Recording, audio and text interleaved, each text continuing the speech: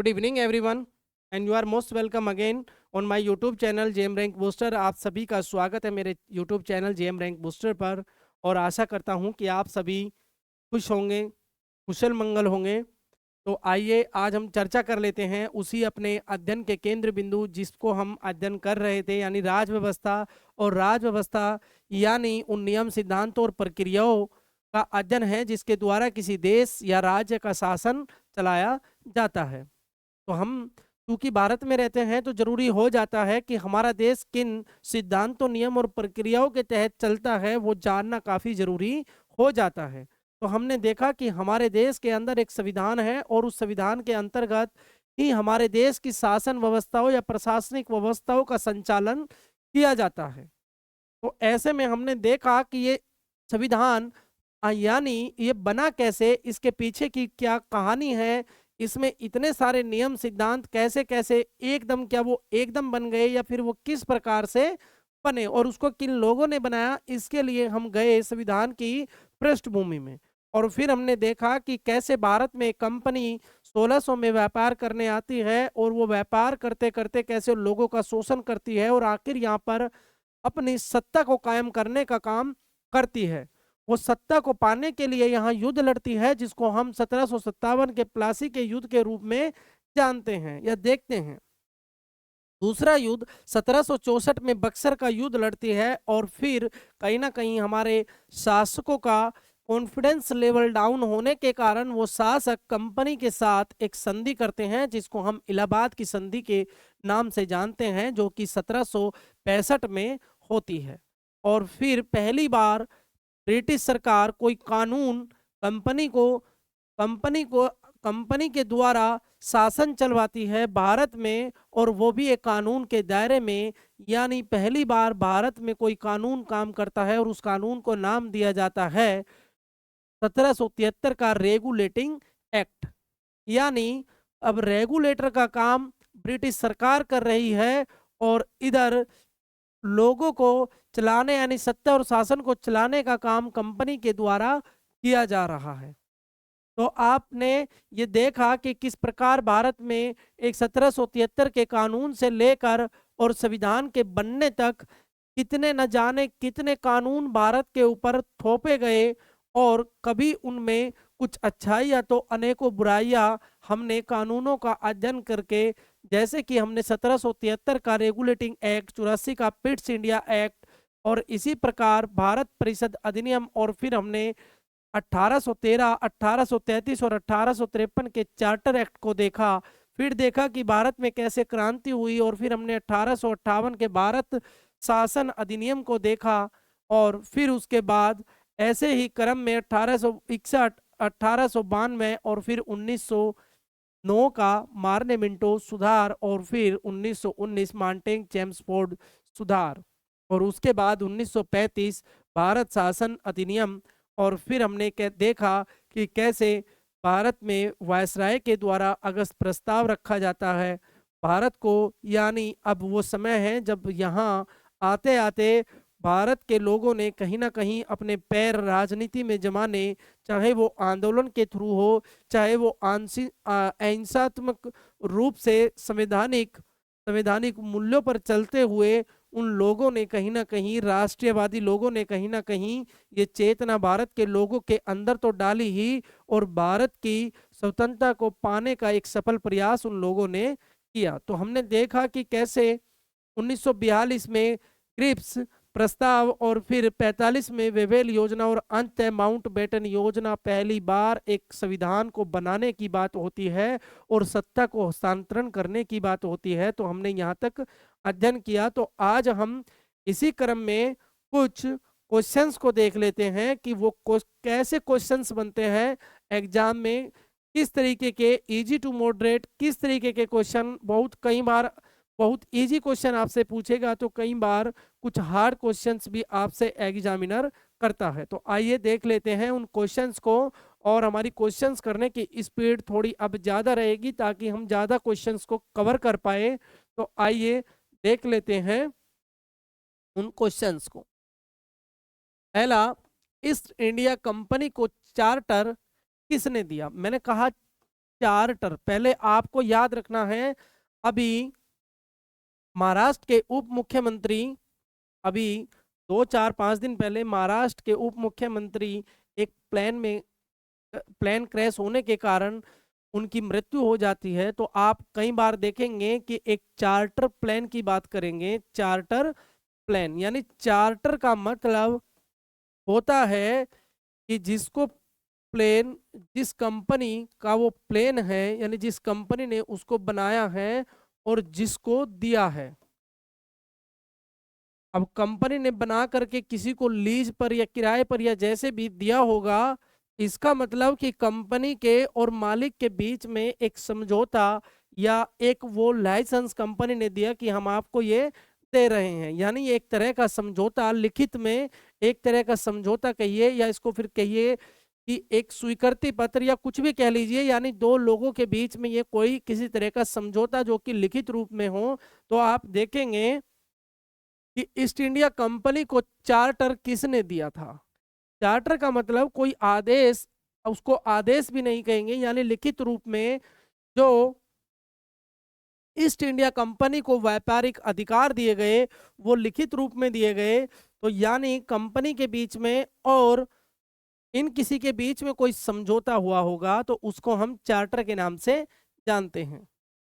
तो east India company को charter किसने दिया, तो आप सभी जानते हैं कि किंग्स जेम ये नहीं थे, क्वीन विक्टोरिया ये नहीं थी, और क्वीन एलिजाबेथ जो कि 1600 ईस्वी में ब्रिटेन की महारानी थी, वो थी क्वीन महारानी एलिजाबेथ। तो महारानी एलिजाबेथ के द्वारा पहली बार 15 वर्षों के लिए ईस्ट इंडिया कंपनी को व्यापार करने के अधिकार दिए गए।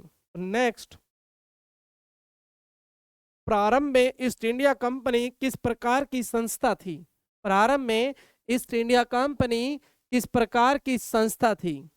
गवर्नमेंट कंपनी, यानी वो कोई सरकारी कंपनी थी, या फिर कोई रिलीजियस यानी कोई धार्मिक बॉडी थी, या फिर ट्रेडिंग कंपनी या कोई व्यापारिक कंपनी थी, या फिर कोई मिलिट्री ऑर्गेनाइजेशन यानी कोई सेना संगठन था। तो आप सभी जानते हैं, आप सभी ये पहले ही पढ़ चुके हैं कि ये प्रारंभ में ईस्ट इंडिया कंपनी को भारत में 1600 ईस्वी में ट्रेड यानी व्यापार करने की अनुमति दी गई थी, और वो एक जो हमने पहले क्वेश्चन में देखा वो एक चार्टर के द्वारा दी गई थी, और वो 15 इयर्स के लिए दी गई थी। तो प्रारंभ में ईस्ट इंडिया कंपनी एक ट्रेडिंग कंपनी के रूप में थी। प्रारंभ में ईस्ट इंडिया कंपनी को कितने वर्षों के लिए व्यापार की अनुमति मिली। Initially trading rights were granted for how many years. तो आपको मैंने अभी बताया लास्ट क्वेश्चन में कि ये परमिशन या ये राइट्स कितने वर्षों के लिए थे, वो थे 15 इयर्स के लिए, जो कि 1600 ईस्वी में। अब आप ये इन चीज़ों को आप जोड़ना सीख जाइए कि 1600 ईस्वी में इंग्लैंड की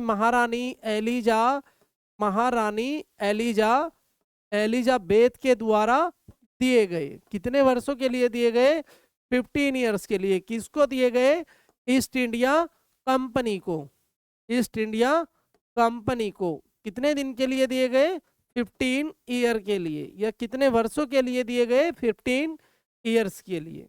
नेक्स्ट, निम्न में से कौन सा कथन सही है? यानी हम इनको देखेंगे 1 2 3, यानी 3 कथन दिए हुए हैं और हम देखेंगे कि इनमें से कौन सही है। कंपनी की स्थापना 1600 ईस्वी में हुई, ये अभी हमने डिस्कस किया कि कंपनी को, और पहले भी हम इसको डिस्कस कर चुके हैं कि कंपनी को एक चार्टर के द्वारा 15 वर्षों के लिए भारत में व्यापार करने के अधिकार महारानी एलिजाबेथ द्वारा दिए गए। तो ये यानी राइट होगा। दूसरा, चार्टर एलिजाबेथ ने दिया, ये भी हम पढ़ चुके हैं। तीसरा, प्रारंभ में यह एक व्यापारिक संस्था थी यानी ट्रेडिंग कंपनी थी। इसका मतलब ये तीनों के तीनों क्या है? सही है, यानी सी ऑप्शन बिल्कुल एकदम इसका, यानी सी वाला एकदम इसका राइट आंसर होगा। तो आप देखेंगे कि सी वाला इसका एकदम राइट आंसर होगा। नेक्स्ट क्वेश्चन,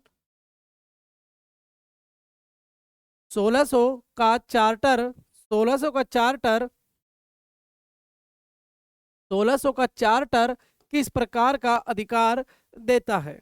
1600 का चार्टर किस प्रकार का अधिकार देता है? तो आपको पता है कि प्रशासनिक अधिकार, प्रशासनिक अधिकार, प्रशासनिक अधिकार, न्यायिक अधिकार, या फिर सैनिक अधिकार, या व्यापार एकाधिकार। तो आप सभी जानते हैं कि कंपनी को व्यापार एकाधिकार इसके द्वारा दिया गया, यानी एकाधिकार का मतलब सिर्फ ईस्ट इंडिया कंपनी को ऐसा अधिकार दिया गया कि वो भारत में व्यापार कर सकती है। तो वो लिखित रूप में दिया गया, जिसको हम चार्टर के नाम से जानते हैं। नेक्स्ट, प्लासी का युद्ध किनके बीच हुआ?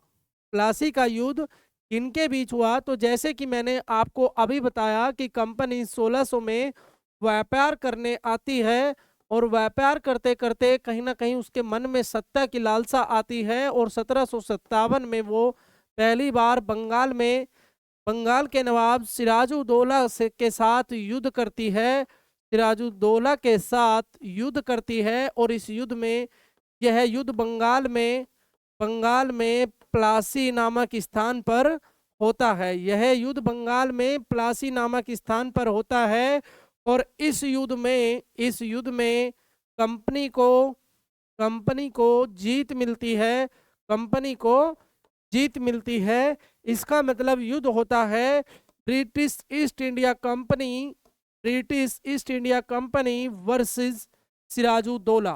बंगाल के नवाब सिराजुद्दौला और कंपनी के बीच ये प्लासी की लड़ाई हुई थी। नेक्स्ट, प्लासी की लड़ाई का संवैधानिक महत्व क्या है? यानी हम संविधान में इस प्लासी की लड़ाई के महत्व को किस प्रकार देखते हैं। यानी संविधान, एक तरफ हम संविधान का अध्ययन कर रहे हैं, तो दूसरी तरफ हम युद्ध को कैसे संविधान में देखते हैं, वो ये पूछ रहा है। Constitutional importance of battle of Plassey. तो आप देखेंगे कि भारत का पहला कानून बना, ऐसा कुछ भी नहीं है कि प्लासी की लड़ाई में भारत का पहला कानून बना हो। दूसरा, ब्रिटिश संसद बनी, ऐसा भी कुछ नहीं है। ब्रिटिश संसद तो पहले से थी, और तभी कंपनी को राजनीतिक सत्ता मिली, कंपनी को राजनीतिक सत्ता मिली। यानी मैंने आपको बताया कि पहली बार ऐसा होता है जब कंपनी सत्ता को हथियाने के लिए कोई युद्ध लड़ती है। तो ऐसा कब होता है? वो होता है प्लासी की लड़ाई के ठीक बाद। तो ये कंपनी को राजनीतिक सत्ता मिलती है। नेक्स्ट, प्लासी युद्ध भारतीय संवैधानिक इतिहास में क्यों महत्वपूर्ण है? क्यों महत्वपूर्ण है? इसके बाद पहला ब्रिटिश कानून बनता है, संसद की स्थापना होती है, कंपनी शासन की शुरुआत होती है, और संविधान सभा का गठन होता है। तो आप प्लासी के युद्ध को भारतीय संवैधानिक इतिहास में क्यों महत्वपूर्ण मानते हैं? वो इसलिए मानते हैं कि प्लासी की लड़ाई के बाद एक दूसरी लड़ाई बक्सर का युद्ध, और फिर उसके बाद पहली बार कोई ब्रिटिश कानून बनता है, और फिर कंपनी शासन की शुरुआत होती है।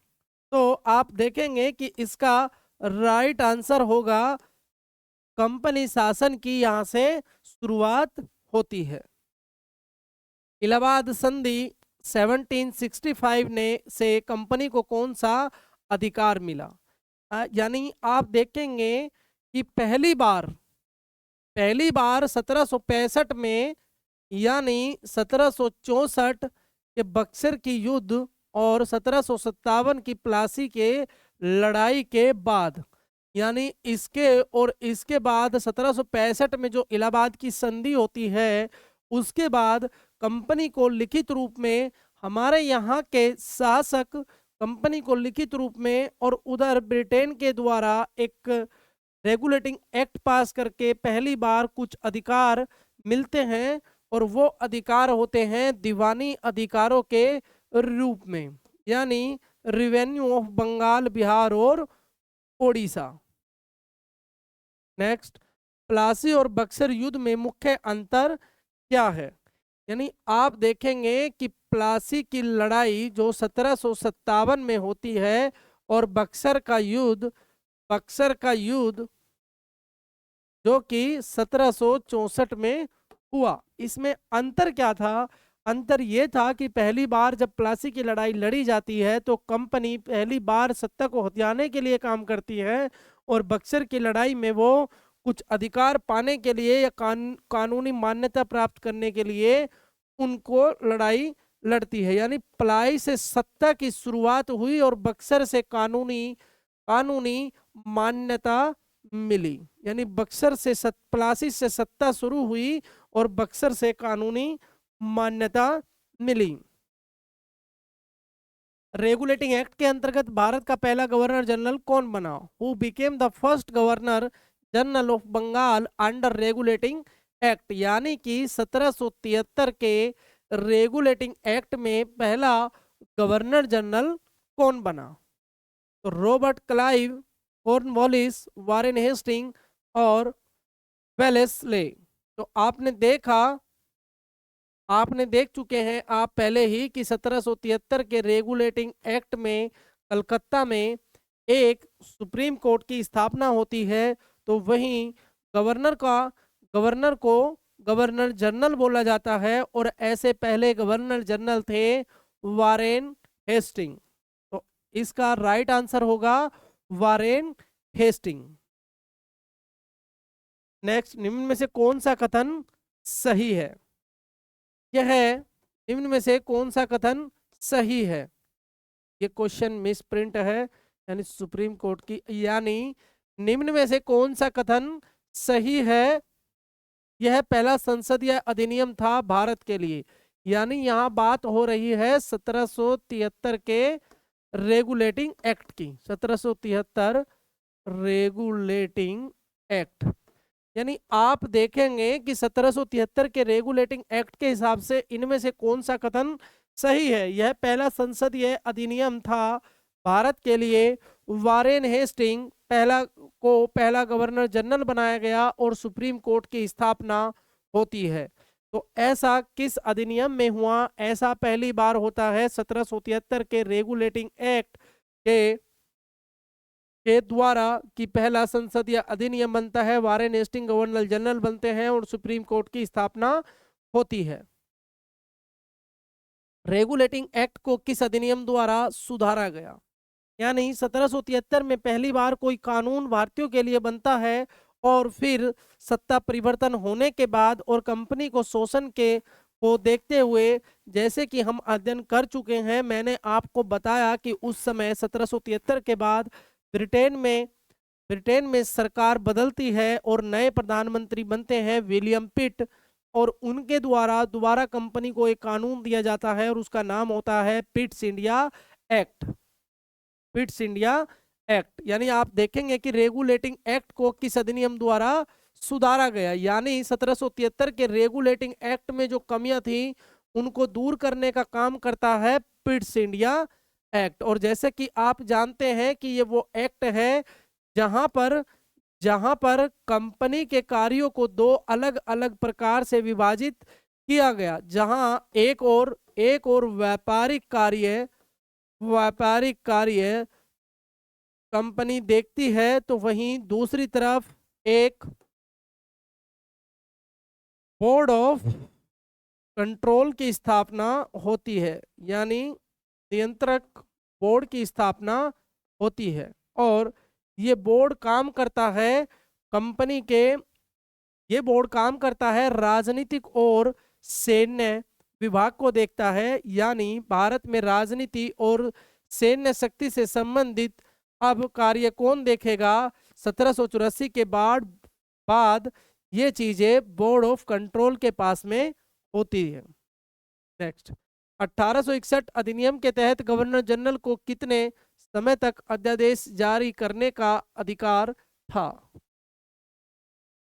यानी गवर्नर जनरल कोई कानून बनाए तो वो कितने समय तक प्रभावी रह सकता है, यानी वो बिना परिषद की अनुमति के किसी कानून को कितने समय तक प्रभावी रख सकता है।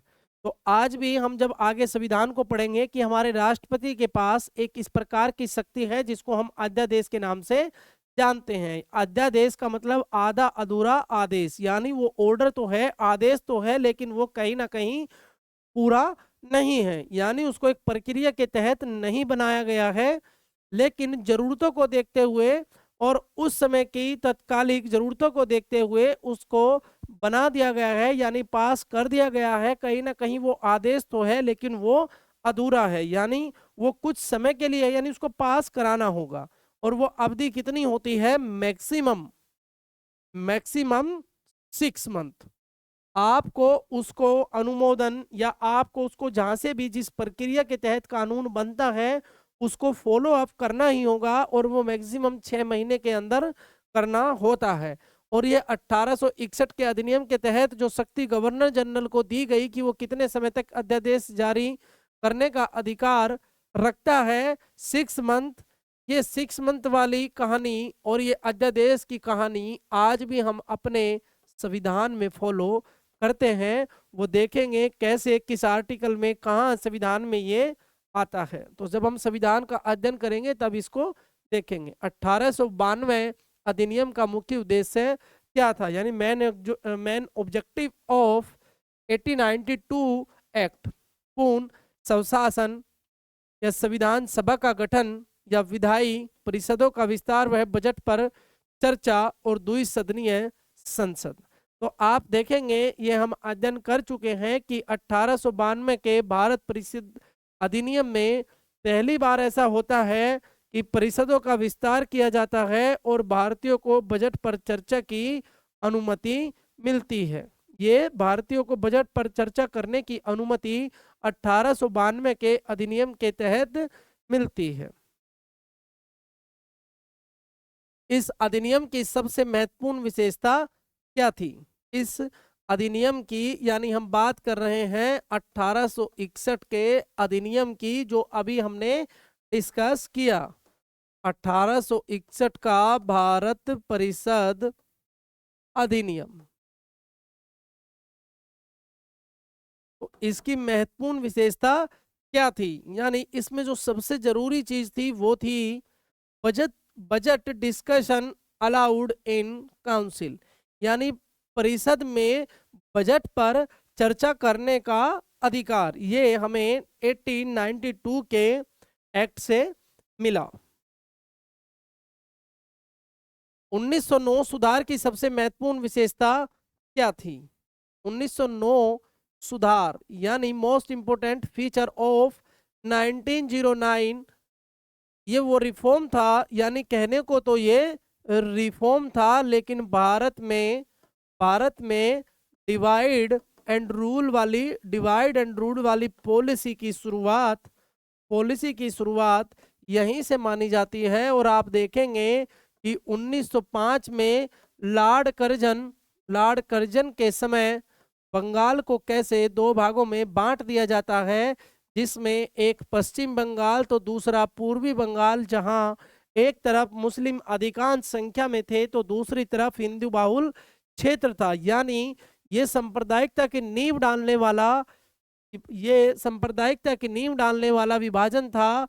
और फिर मैंने आपको पहले ही बताया कि फिर किस प्रकार एक नया संगठन जन्म लेता है जिसका नाम होता है मुस्लिम लीग, जो आगा खां की अध्यक्षता में जन्म लेता है वो संगठन। तो उसी के बाद फिर आप देखेंगे कि 1909 का जो सुधार है, और ये सुधार ब्रिटिश पार्लियामेंट के हिसाब से है या वॉयसराय के हिसाब से है, लेकिन ये भारतीय नागरिकों के हिसाब से कभी सुधार था ही नहीं। और इस सुधार को नाम दिया जाता है, आपको ये भी याद रखना है, मार्ले मिंटो सुधार। मार्ले मिंटो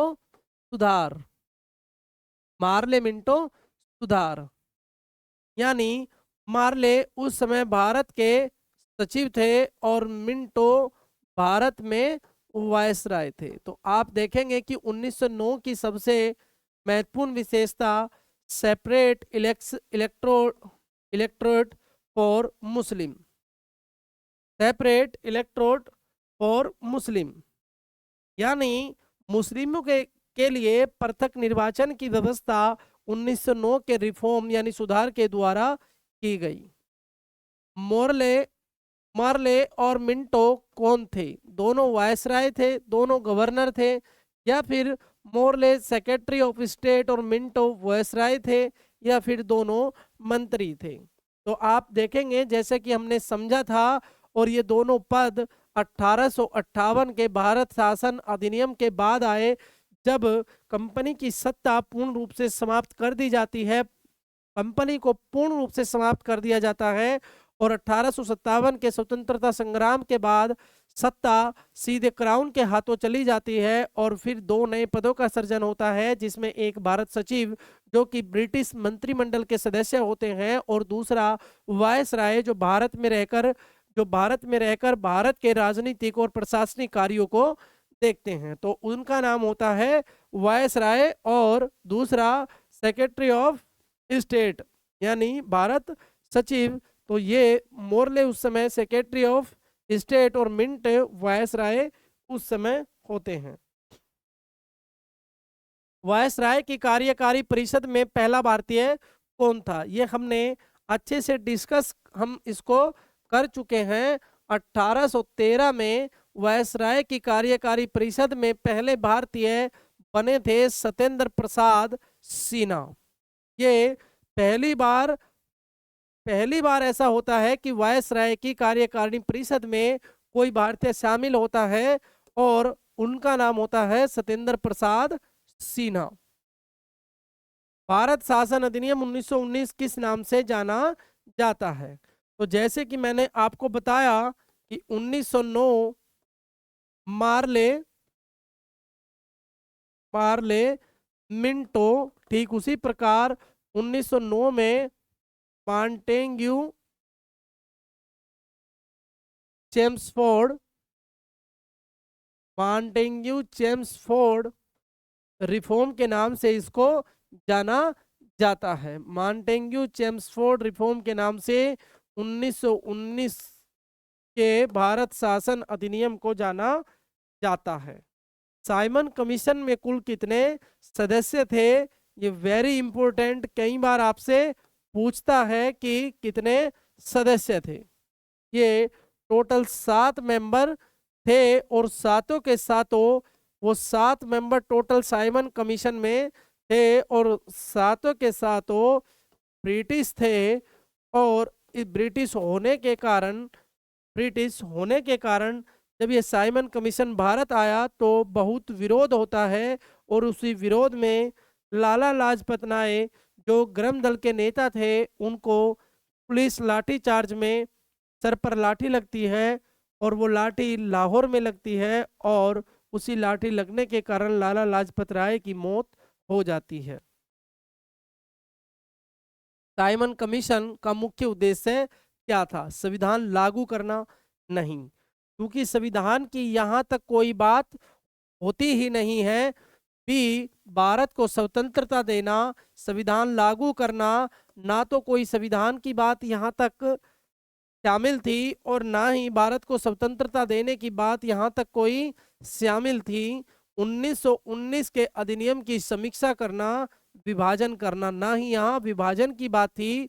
लेकिन 1919 के भारत शासन अधिनियम में या मॉन्टेग चेम्सफोर्ड सुधार में ये प्रावधान किया गया कि हम 10 वर्षों बाद दोबारा इस एक्ट की, इस भारत शासन अधिनियम की समीक्षा करेंगे।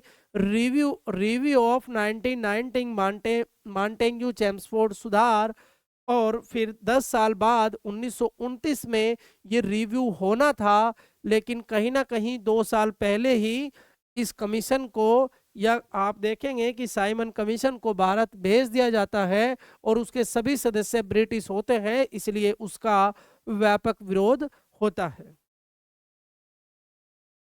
भारतीयों ने साइमन कमीशन का विरोध क्यों किया। अब इसमें तो कोई पूछने वाली बात शायद नहीं है। कर बढ़ाने के लिए युद्ध के कारण एक भी भारतीय सदस्य नहीं था और भाषा की समस्या। तो आप सभी जानते हैं कि उसमें 7 सदस्य थे लेकिन कोई भी भारतीय नहीं था। यानी भारत की भारत की भारतीयों के लिए नीति बनाए और उसमें भारतीय शामिल ना हो, ऐसा कैसे हो सकता है। तो इसीलिए इसका विरोध भी होना स्वाभाविक था। तो आप देखेंगे कि एक भी भारतीय सदस्य नहीं था। नेक्स्ट, साइमन रिपोर्ट के आधार पर कौन सा अधिनियम बना। तो आप देखेंगे कि साइमन कमीशन 1927-28 में वो भारत से जाते हैं और 1930 में वो अपनी सिफारिशें ब्रिटिश पार्लियामेंट को देते हैं। ब्रिटिश साइमन कमीशन अपनी सिफारिशें 1930 में ब्रिटिश सरकार को देते हैं और ब्रिटिश सरकार उन सिफारिशों पर चर्चा करने के लिए भारत में 3 गोलमेज सम्मेलन करती है, जिसमें भारतीय राजनेता और ब्रिटिश सरकार के कुछ लोग और इधर वायसराय और बाकी अन्य क्षेत्रों के लोग शामिल होते हैं। और फिर चर्चा के बाद जो निष्कर्ष निकल के आता है उसमें कुछ संशोधन के साथ ठीक इस समय के बाद फिर भारत शासन अधिनियम 1935 बनाया जाता है और लागू किया जाता है। सही कथन चुनिए। कमीशन 1927 में नियुक्त हुआ। बिल्कुल सही बात है कि कमीशन 1926 में नियुक्त हुआ, यानी अपॉइंट किया गया कमीशन को 1927 में। और फिर 1 वर्ष बाद कमीशन भारत आता है, यानी 1928 में कमीशन भारत आता है और उसके सभी सदस्य ब्रिटिश थे, इसलिए मैंने कहा उसका व्यापक विरोध भी होता है। तो आप देखेंगे कि ये तीनों ही क्या है, सही है, तीनों ही करेक्ट है और इसका आंसर डी ऑप्शन वाला होगा। लाला लाजपत राय किस आंदोलन के दौरान घायल हुए।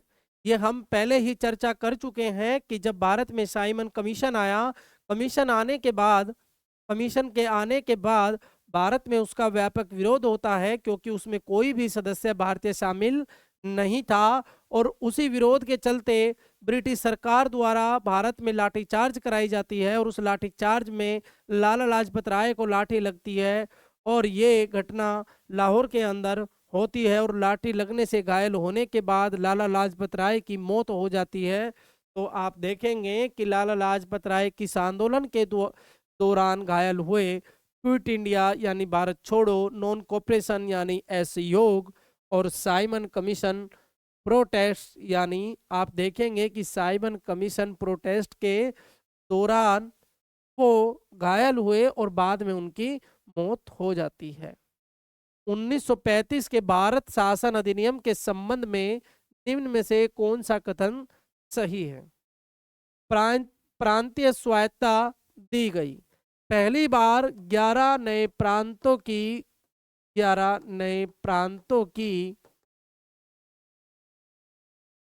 का गठन किया जाता है 1935 के भारत शासन अधिनियम में। और फिर इन 11 प्रांतों में चुनाव कराए जाते हैं। 11 प्रांतों में 1937 में इसी अधिनियम के तहत चुनाव भी कराए जाते हैं और संघीय न्यायालय स्थापित हुआ, यानी फेडरल कोर्ट यहाँ स्थापित होता है और केंद्रीय व प्रांत सूचियां बनाई गई, यानी सभी विषयों को केंद्र सूची या संघ सूची के नाम पर और प्रांतीय सूची, और हमने देखा या समझा पहले 1935 के भारत शासन अधिनियम में कि समवर्ती सूची, यानी कुछ विषय ऐसे होंगे जहां दोनों आपस में मिलकर डिसीजन लेंगे, तो कहीं केंद्र को ज़्यादा शक्ति तो कहीं प्रांतों को स्वायत्तता दी गई, और ये होता है 1935 के भारत शासन अधिनियम में। तो आप देखेंगे कि 1, 2 और 3 तीनों यानी एकदम सही है। 1935 अधिनियम में विषयों को कैसे बांटा गया, यानी दो प्रकार से मतलब केंद्र और, आप देखेंगे कि दो प्रकार से, यानी केंद्र और प्रांतों में, या फिर आप देखेंगे कि 3 लिस्ट, यानी फेडरल, प्रोविंशियल और कॉन्करेंट, और या 1 लिस्ट या 4 लिस्ट।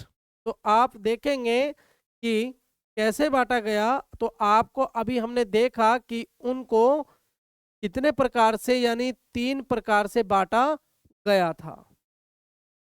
नेक्स्ट, सही कथन सुनिए। यह सबसे बड़ा ब्रिटिश अधिनियम था, यानी बात हो रही है 1935 के 1935 के भारत शासन अधिनियम की बात हो रही है, 1935 के भारत शासन अधिनियम की। तो यह सबसे बड़ा ब्रिटिश अधिनियम था, बिल्कुल सही है। प्रांतीय स्वायत्तता लागू हुई, ये भी बिल्कुल सही है। संघीय व्यवस्था पूर्णतः लागू नहीं हो सकी, ये भी बिल्कुल क्या है, सही है कि संघीय व्यवस्था पूर्णतः लागू नहीं हो सकी। तो आप देखेंगे कि तीनों 1, 2 और 3 तीनों इसके राइट आंसर होंगे। क्रिप्स आयोग का नेतृत्व किसने किया? Who headed Cripps mission? Lord Mountbatten, Lithgow, sir Stafford Cripps. तो जैसे कि आप जानते हैं कि क्रिप्स कमीशन या क्रिप्स मिशन 1942 में भारत आया, और यह किसी भी रूप में सफल नहीं हुआ। और इस मिशन में 3 लोग शामिल थे, जिसमें एक सर स्टेफोर्ड क्रिप्स, लॉर्ड लेंथिक लॉर्ड पेंथिक लॉरेंस और एवी अलेक्जेंडर।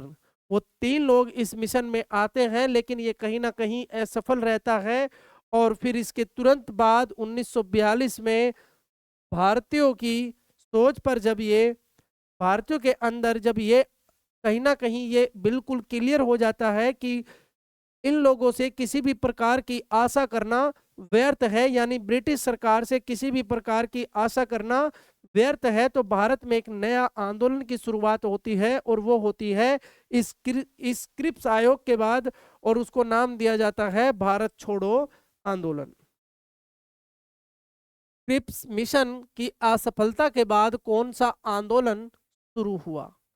तो ये मैंने आपको अभी बताया, quit India movement. Quit India movement यानी भारत छोड़ो आंदोलन। तो आज यहीं तक रखते हैं। इन्हीं कारणों से, शारीरिक कारणों की वजह से आज इसको यहीं तक रखते हैं। बाकी हम इसको आगे का फिर कभी डिस्कस करेंगे, और देखेंगे कि आगे कुछ टॉपिक को डिस्कस करने के बाद इन क्वेश्चंस को आगे बढ़ाएंगे। तो सभी से मेरा निवेदन है कि जो लोग लगातार मुझे फॉलो कर रहे हैं, लगातार देख रहे हैं, वो लगातार अपनी तैयारी को अच्छा करते रहिए, क्योंकि अभी आपको बहुत सारे एग्जाम देखने को मिलेंगे। वो मिड दिस ईयर आपको बहुत सारे एग्जाम फेस करने होंगे, तो आप लगातार देखते रहेंगे तो आपकी तैयारी कहीं ना कहीं अच्छी होती रहेगी, और आप एक अच्छा स्कोर कर पाएंगे। तो आपसे मेरा निवेदन है कि जिनको ये क्लासेस लगातार देख रहे हैं, अच्छी लग रही है, समझ आ रहा है, वो जरूर कमेंट करें और लाइक और शेयर जरूर करें। आज के लिए यहीं तक, थैंक यू।